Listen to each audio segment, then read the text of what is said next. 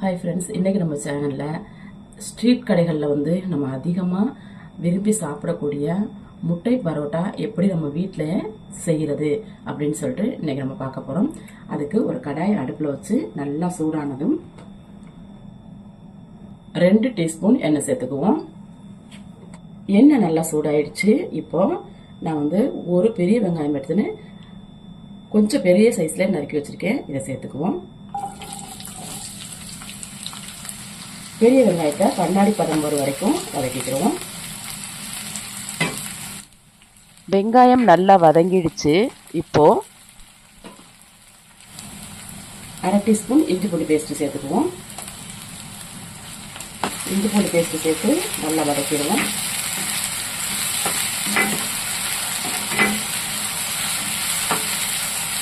இஞ்சி பூண்டு பேஸ்ட் எண்ணெயில் வதங்கிட்டு மனம் வந்துருச்சு. இப்போ 4-5 கருவேப்பிலை இலைகள் சேர்த்துக்கலாம். கருவேப்பிலை இலைகளையும் எண்ணெயில் நல்லா வதக்கி கொடுத்துருவோம். கருவேப்பிலை எண்ணெயில் நல்லா வதங்கிடுச்சு. இப்போது நான் ஒரு சின்ன சைஸ் தக்காளி எடுத்து நறுக்கி வச்சுருக்கேன். அதை சேர்த்துக்கலாம். தக்காளி சேர்த்து நல்லா குழைய வதக்கிடுவோம். தக்காளி வதங்கும் போது உப்பு சேர்த்துருவோம். இந்த உப்பு பார்த்தீங்கன்னா இந்த முட்டை பரோட்டாக்கு தேவையான டோட்டல் உப்பு நான் சேர்த்துக்கிறேன். உப்பு சேர்த்து நல்லா தக்காளி கூட வதக்கிடுவோம்.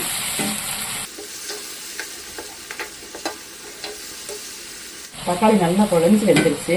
இப்போது 1/4 டீஸ்பூன் மஞ்சள் தூள், 1/2 டீஸ்பூன் தனி மிளகாத்தூள்,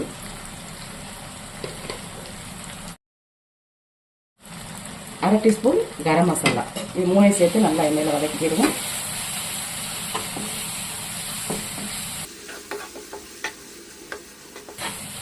பாருங்க, நம்ம சேர்த்துக்கிட்ட மசாலா பொருட்கள் எண்ணெயில் வதங்கி நல்லா எண்ணெய் பிரிந்துருச்சு.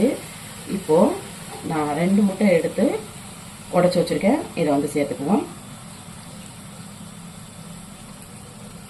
நம்ம சேர்த்துக்கிட்ட முட்டையை எண்ணெயில் நல்லா வதக்கிடலாம்.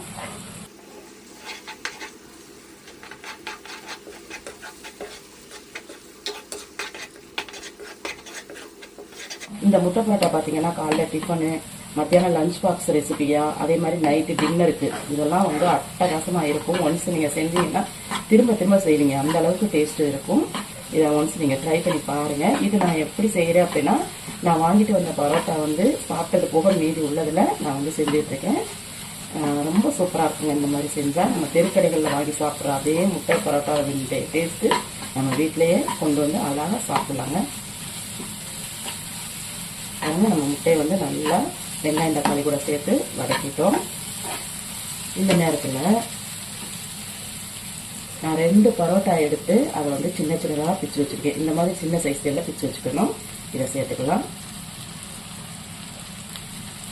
பரோட்டா சேர்த்து முட்டை கூட நல்லா மிக்ஸ் பண்ணி விட்டுருவோம்.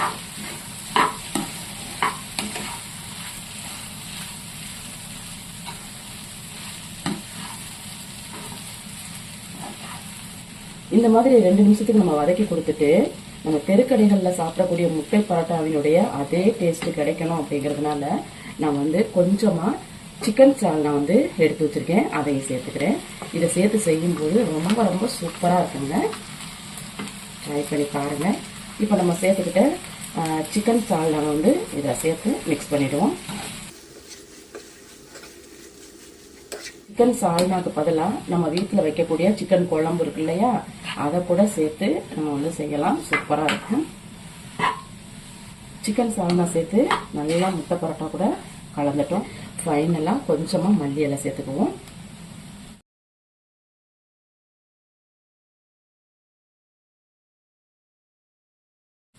மல்லி இலை சேர்த்து நல்லா கலந்து விட்டுருவோம். பாருங்க, நம்ம மல்லி இலை சேர்த்து நல்லா கலந்துட்டோம்.